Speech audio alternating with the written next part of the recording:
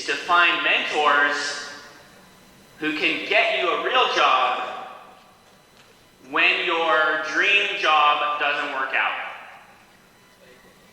So this is another student of mine. This is what it looks like. This is a black student, a black high school kid from DC who wants to be a NASCAR driver.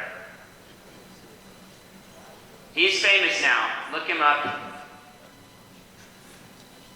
He wants to be a NASCAR driver. He is literally the first black kid from DC to ever want to be a NASCAR driver. And guess what? He's really good. And he's on this Drive for Diversity driver development team. Okay, you know how hard it is to be a NASCAR driver, right? There's like 30 in the whole world, right? So as good as he is, and as excited as I am for him, I think it's unlikely that he's going to end up being a NASCAR driver. But so what? Well, what I noticed about his approach to this is that every weekend when he goes and races cars,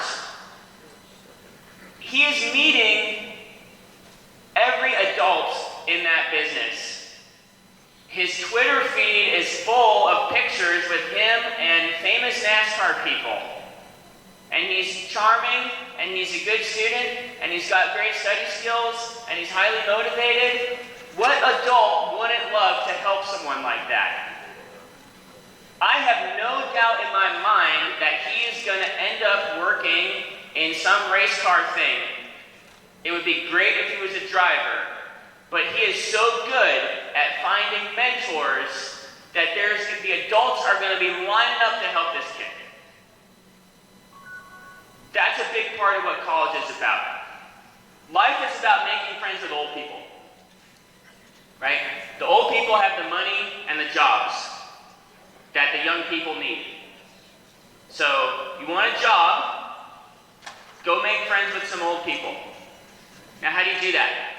You have to be interested in getting their help, but equally as importantly, you have to be interesting enough for them to want to help you.